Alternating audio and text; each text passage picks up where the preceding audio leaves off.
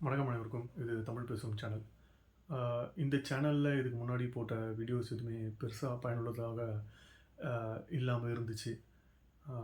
So அப்படி இருக்கும்பொழுது நாங்க இனிமேல் போடக்கூடிய வீடியோஸ் மக்களுக்கு கொஞ்சம் பயனுள்ளதா போடலாம் அப்படின்னு சொல்லிட்டு யோசிச்சோம். அப்படி ஒரு விஷயம் யோசிக்கும்பொழுது பார்த்தீங்கன்னாக்கா, எங்களுக்கு ஒரு விஷயம் ஸ்ட்ரைக் ஆச்சு. சரி, அத பத்தி இனிமேல் நம்ம பேச ஆரம்பிக்கலாம் அப்படின்னு சொல்லிட்டு நாங்க முடிவு பண்ணியிருக்கோம். பொதுவா நம்மளுக்கு ஈஸியா கிடைக்கக்கூடிய விஷயங்கள்.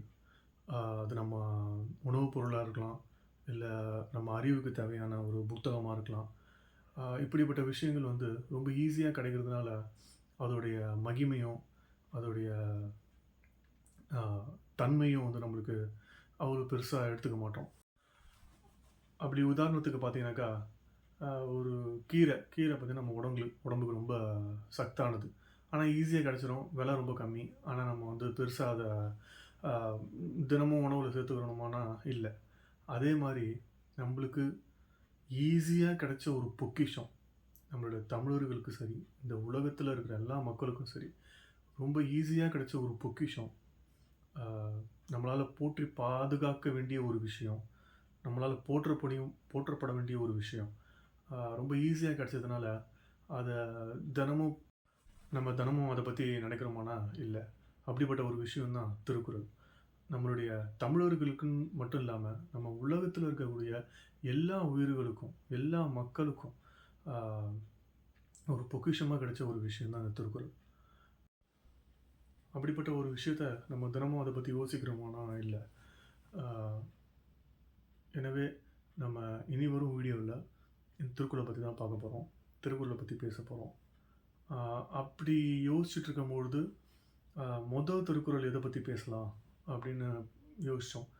அ பெருசா எத பத்தியும் நாங்க டிஸ்கஸ் பண்ணல. மனசுல தோன்றத எத பேசலாம் முதல்ல அப்படின்னு சொல்லிட்டு. ஆ ஸோ அதனால நான் என்ன யோசிச்சேன்னாக்கா, சமீபத்தில என்ன பாதிச்ச ஒரு திருக்குறள், பாதிச்ச ஒரு சம்பவம். அந்த சம்பவத்துக்கு ஏற்ப மாரி இருக்கக்கூடிய ஒரு திருக்குறள பத்தி பேசலாம் அப்படின்னு சொல்லிட்டு. ஆ அந்த திருக்குறள் வந்து, "சொல்லுக சொல்லில் பயனுடைய, சொல்லற்க சொல்லில் பயனிலாச் சொல்." ஆ இதில திருவள்ளுவர் என்ன சொல்ல வராரு? ம் "சொல்லுக சொல்லில் பயனுடைய." சொல்லக்கூடிய விஷயங்களில் அனைத்திலுமே பயனுள்ளதாக இருக்கணும். சொல்லற்க சொல்லில் பயனில்லாச் சொல். அதாவது பயனில்லாத சொல்ல பேசாதீங்க அப்படின்னு சொல்ல வராரு. நம்ம என்ன யோசிப்போம்? என்னங்க சொல்றது எல்லாத்துலயுமே வந்து ஒரு பயனுடையதாக இருக்கணும்னா எப்படிங்க? ஒரு சாதாரணமா எதுவுமே பேச முடியாதே அப்ப? அப்படின்னாக்கா, அது தப்பு. அப்படி யோசிக்கக்கூடாது. திருவள்ளுவர் என்ன சொல்றாரு அப்படின்னாக்கா, உதாரணத்துக்கு அ நம்ம ம ரோட்ல போயிட்டே இருப்போம். ஒரு வழி தெரியாது நம்மளுக்கு. எப்படி போகணும்னு சொல்லிட்டு ஒருத்தங்கிட்ட விசாரிக்கும்போது, அ அவரு நம்ம கேட்ட ஒருத்தர் வந்து பதில் சொல்லிட்டு இருப்பாரு. நடுவுல ஒருத்தர் சம்மந்தமே இல்லாம வந்துட்டு, அப்படி போகாதீங்க. இந்த பக்கம் சுத்திட்டு போங்க. இப்படி நேரா போனா ரோடு சரியில்ல, பள்ளமேடா இருக்குன்னு சொல்லிட்டு போயிடுவாரு அவரு பாட்டுன்னு. ஆ லாஸ்ட்டா பார்த்தீங்கன்னா, நம்ம வழி கேட்டு நம்ம நடந்து தான் போறோம். நடந்து போறதுக்கு ரோடு எப்படி இருந்தாலும் சரி பரவாயில்ல இல்லையா? நம்ம ஒண்ணும் வண்டியில போறதில்ல. ஆனா அவரு என்ன நினைச்சுட்டு போறாரு, நம்ம வண்டியில ஏதோ போப்போறோம் அப்படின்னு சொல்லிட்டு. அதனால இப்ப நடுவுல வந்து அந்த சொல்லிட்டு போன ஆளுடைய சொல் பார்த்தீங்கன்னாக்கா, அதில எந்த ஒரு பயனும் இல்ல. ஏன்னா இங்க என்ன நடந்தது? நான் என்ன பேசிட்டு இருக்கேன்? நம்ம என்ன விஷயத்துக்காக வந்திருக்கோன்றத எத பத்தியுமே யோசிக்காம, தனக்கு என்ன புரிஞ்சுதோ, அந்த சிச்சுவேஷன்ல வந்து ஏதோ ஒண்ணு சொல்லிட்டு போறது. அதில அந்த சொல்ல எந்த ஒரு பயனும் இல்ல. ஸோ இப்படிப்பட்ட சொற்கள அ தவிர்க்கணும்னு தான் திருவள்ளுவர் சொல்ல வராரு. அ ஒரு விஷயம் சொல்லப் போறோம். அ அந்த சிச்சுவேஷன்ல அந்த சொல்லக்கூடிய ஒரு சொல் பயனுள்ளதா இருக்குமா? இல்ல அதில பயன் இல்லாம இருக்குமா?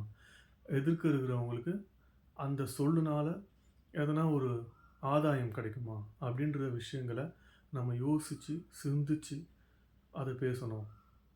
அப்படி எதுவுமே நம்ம யோசிக்காம, அந்த விஷயத்த பத்தி பெருசா, புதுசா எதுவுமே தெரியாம நம்ம பேசும்போது, அந்த சொல்ல ஆ எந்தவித பயனுமே இருக்காதுன்றது தான் இந்த குறள் நம்மளுக்கு சொல்லுது. எனவே நம்ம சொல்லக்கூடிய சொற்களில் பயனுடைய விஷயங்களை அமைத்து நம்ம பேசுறது நம்மளுக்கு நல்லது. ஆ பேசுறது, சொல்றது 2மே ஒண்ணான்னா கிடையாது.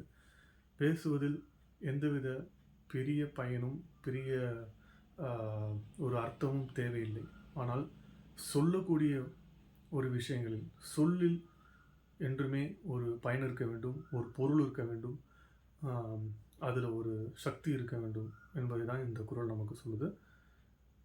மீண்டும் ஒரு நல்ல வீடியோவில் நம்ம வந்து சந்திக்கலாம். நன்றி, வணக்கம்.